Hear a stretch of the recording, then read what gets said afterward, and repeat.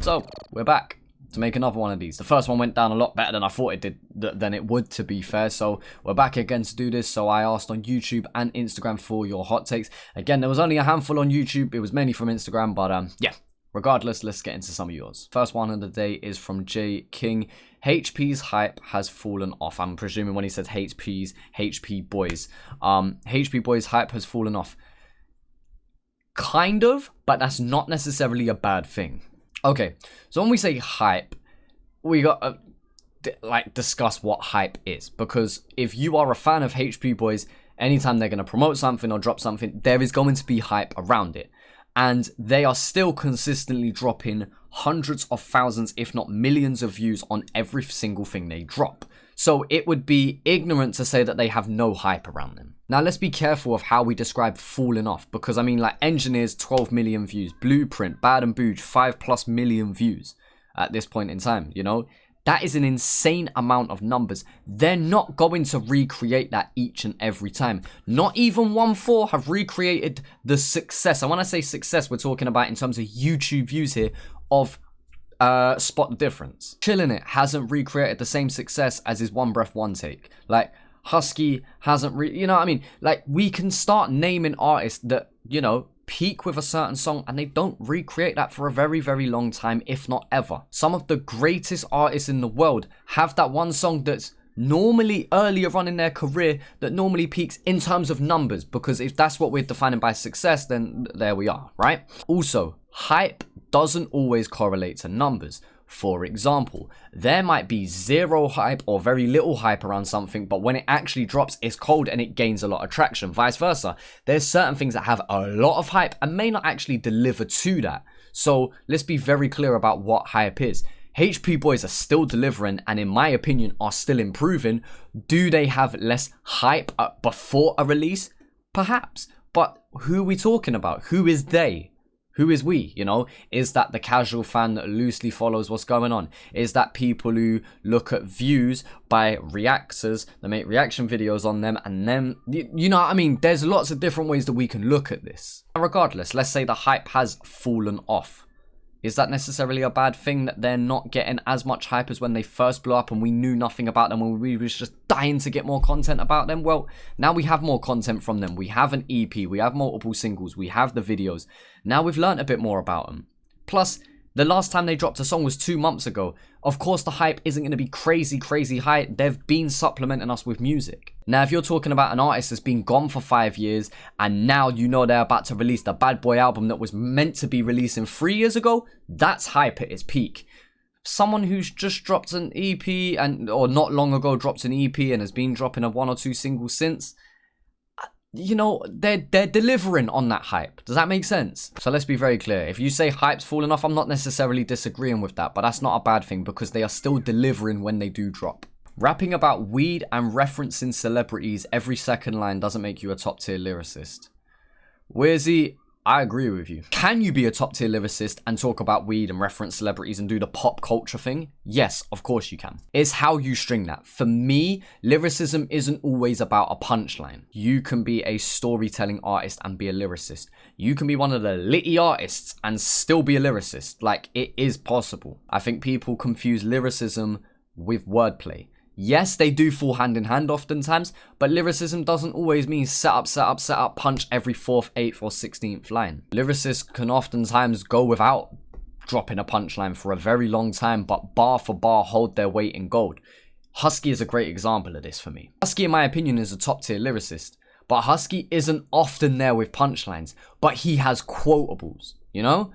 A punchline may include the pop culture reference and it's a double or even triple entendre relating to something that you know about, but by saying a single statement that conveys 1,000 words in one line, that's also top tier lyricism. I could argue that's even more of a difficult thing to do. If I say, give me, I don't know, a gaming reference, you know what I mean?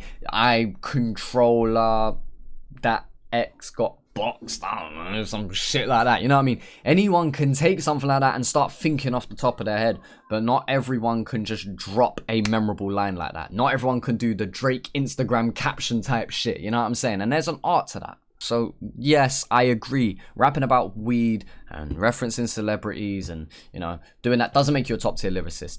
But how you present those themes and messages is what makes you a top tier lyricist. So if we're starting to reference one or two people in specific there, Wiz, I'd still call them top tier lyricists, but I know where you're coming from. This one here is from Adzi. Hooks would be one of the best in Oz if he dropped. I'm presuming you mean like dropped like music more often.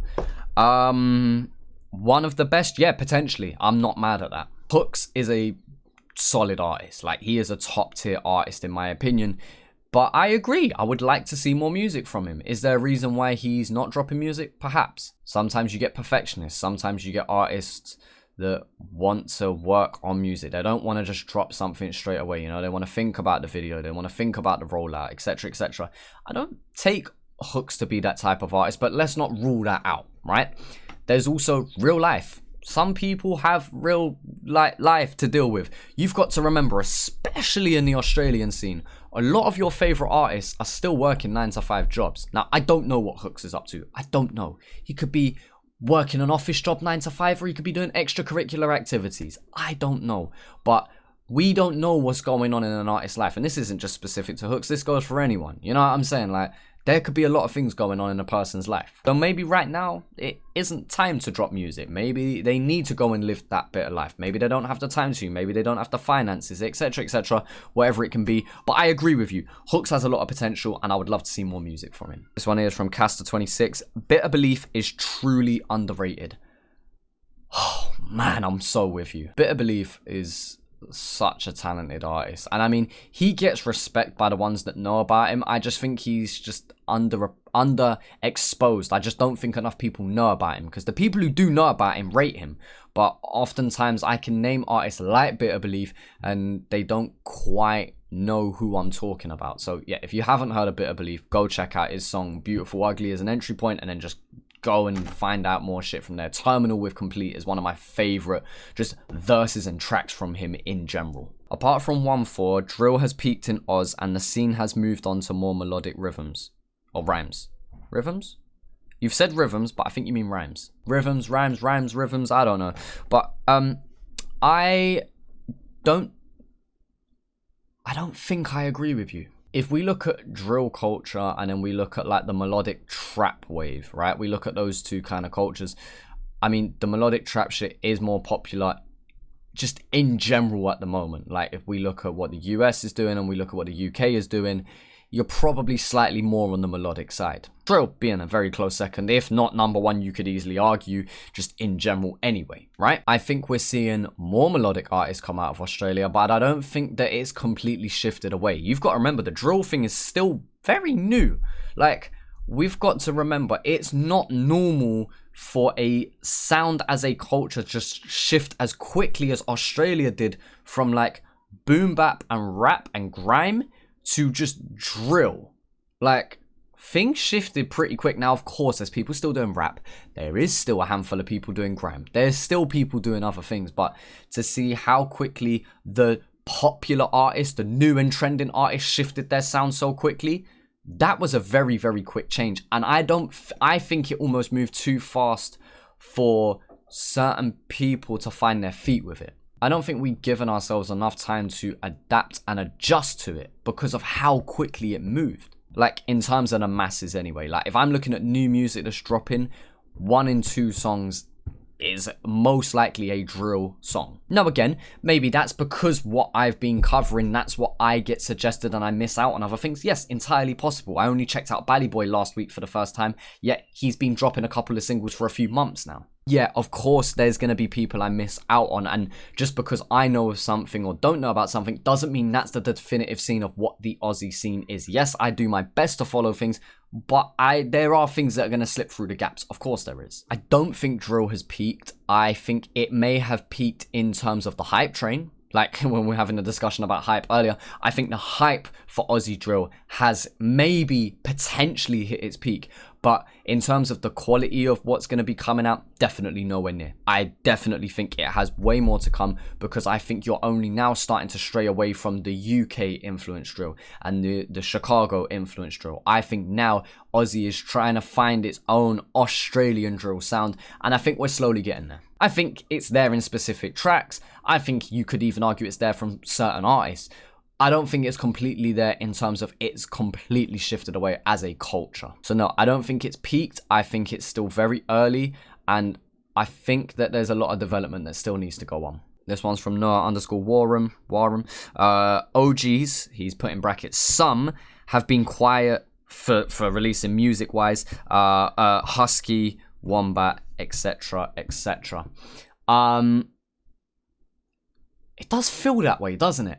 I don't know. I felt like this year as a whole, 2021, in the first 3 to 4 months that we've gone through so far, I feel like, yeah, it's just felt quiet in general. In terms of those type of artists, you got to remember where those artists that have been about for longer, they're the kind of artists that weren't living on 9 to 5s, you know. They were the ones that were relying on shows, that were relying on album streams, etc, etc. So maybe they're just trying to, you know, do their best to get through the pandemic and all of that, you know. Shows have only just started up recently. Like, artists have got to get their bread coming in. It's not cheap to make an album. It's not cheap to make music and film and everything that goes into it, especially if you're independent. So for some of those artists that have been relying on music as an industry to keep going, and then all of a sudden it just hit a blank wall, which, you know, was the case for everyone. But I think they're the ones that probably was hit hardest by it, because they probably left, most of them probably left jobs by then. You know what I'm saying? I'm not to speak for everyone. I know some of them still do work, etc, etc. I'm not going to say who and what, but, you know, those guys are the ones relying on that livelihood. And if that's been affected, I don't blame them if they need to take time to go and sort some shit out. What I do believe is that if an artist takes a long time off, presuming they come back, I hope it's going to be some of their best work. Like, if Husky goes quiet, I'm never going to be mad, because I know whatever he's going to come back with is going to be cold. You know, the artist that I was covering when I first started reacting to things, you know, I'm presuming that's kind of what we're considering OGs, which, you know, is mad, because some of them, you know, still only been rapping for a few years. But yeah, I know what you mean. Definitely. I think that they're the ones that have probably been hit hardest by this. Not to discredit anybody else, of course not. But you know what I mean? Like, when you get comfy in a rhythm of earning revenue from certain specific streams, and then that just stops, I can imagine that's a big, you know, it's a big shake up to your system, a big change in your life. And I just hope that if and when they do drop music, that it's worth it. I'm sure it'll be worth the wait. That's going to do for this video. I actually had some more to get through this week, so I really appreciate everyone who sent a response in. If I didn't get around to yours when I next asked to do a video like this, make sure you drop it. Do it on YouTube as well, man. Please drop some comments when I put it out in the community feed on YouTube. Like I said, I have a bag on Insta, but yeah, I appreciate people sending in stuff regardless. Hope you enjoyed this video. Do I do the like, comment? Nah, fuck that shit. Go do what you want, man.